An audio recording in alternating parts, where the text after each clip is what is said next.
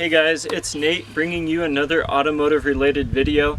Actually today we've got something a little different. We're going to be working on this case 1190. Today we're actually just going to be changing the oil, but pretty much in this video I want to show you guys what it's like to change the oil on an older tractor or on any kind of heavy diesel engine that you would use or see lying around the farm. Now this would not typically be like your diesel engine in a pickup truck or even a small car. This would be something on heavier equipment.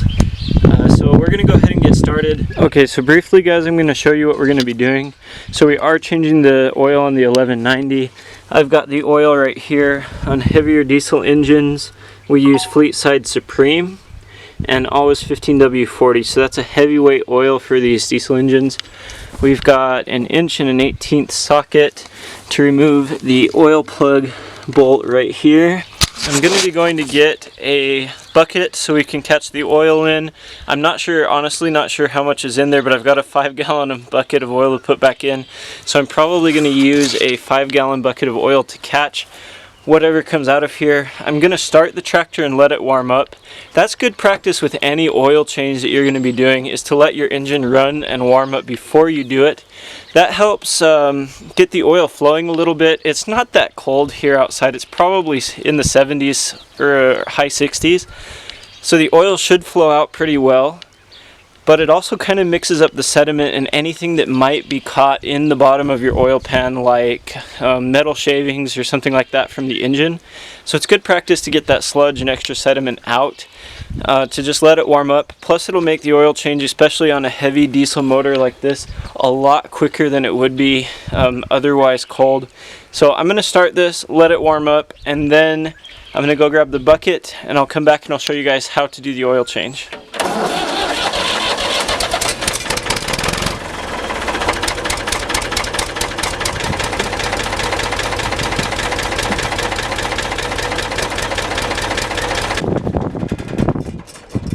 So I've let the tractor run for about 10 minutes and now we're going to go ahead and get started with the oil change. So we're going to go ahead now and start the oil change. I'm going to try to do this without getting too messy, but I'm going to go ahead and start by removing the bolt. So man, that bolt was on there tight, but now that I've got it loose. Now the trick to this is you don't want to get burned, but you don't want to drop the bolt in the oil either, because I'd really hate to have to fish it out. So you do have to be somewhat quick. A little trick you guys can use is actually to take your socket and just unscrew it with that, and as soon as oil starts coming out, pull it back just like so, and then I'll set it up here on the tire so we don't lose it. So I do want to show you guys what the oil looks like coming out. It is almost pitch black, and I'm going to scoop my bucket back just a little bit, but yeah, we've got quite a bit in there and that's coming out. So now that that's draining, I'm going to go ahead and remove the filter. For this portion I've got an oil filter wrench. The oil filter's up here. I'm going to go ahead and try to slip it around, and then I'm just going to crank it back the opposite way. You can see that it's not very tight and that it's already loose. So I've used the wrench. Now I'm going to just get on my hand and twist it off the rest of the way. It is going to make a bit of a mess, unfortunately, but once you get that off, I'll tip it into the bucket and drain whatever oil's inside of it out. I've got the new oil filter right here. Today we're using a Napa Gold filter. This is in no way a paid product placement for them, but I would highly recommend using any premium filter, whether that's Bosch, whether that's what the manufacturer actually recommends, or a Napa Gold or an O'Reilly's premium filter on these, any oil change that you do, honestly. Once I've got the filter on tight by hand, I'm going to go ahead and turn it a turn and a half more with my wrench. About a half a turn more, so we're probably pretty good on there. Then I'm going to grab some paper towels and just kind of wipe up what I've spilt. And no, unfortunately I am not using shop towels today. Lucky for us, oil changes on these old tractors are actually super easy.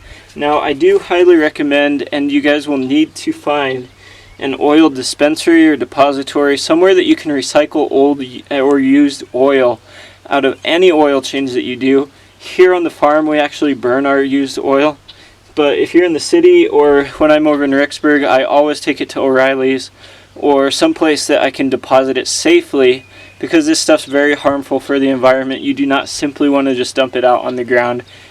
That would be very, very bad. So we're going to let that finish draining. I'm going to put the plug back in, and then we're going to go ahead and put more oil in. So now that I've snugly put the plug back in the oil filter pan on the other side, I'm going to go ahead and start filling it up with oil. Again, we're using 15W40. So you want to kind of let the oil settle a little bit, especially if you're using a funnel.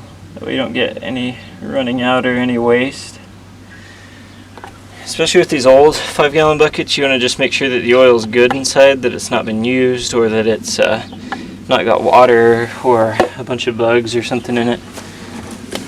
Now I'm going to take my dipstick. So it looks like we're just below the safe range. I'm going to have to keep going. Still just below the safe range. So you're going to have to keep in mind that once we get it kind of where the mark should be, we're going to have to turn the tractor on and let it run for a couple of minutes so it fills up the oil filter, and then we're going to have to put in just a little bit more once that's all done. Okay, so we're right on the line that says full this time.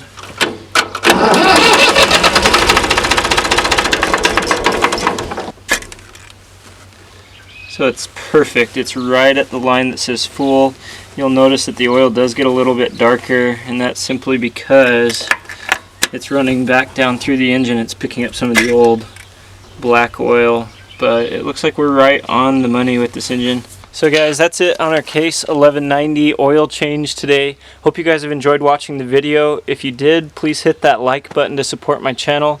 Go ahead and subscribe for more great content like this. Let me know what you guys want to see in the comments below, and I'll see you guys in the next one.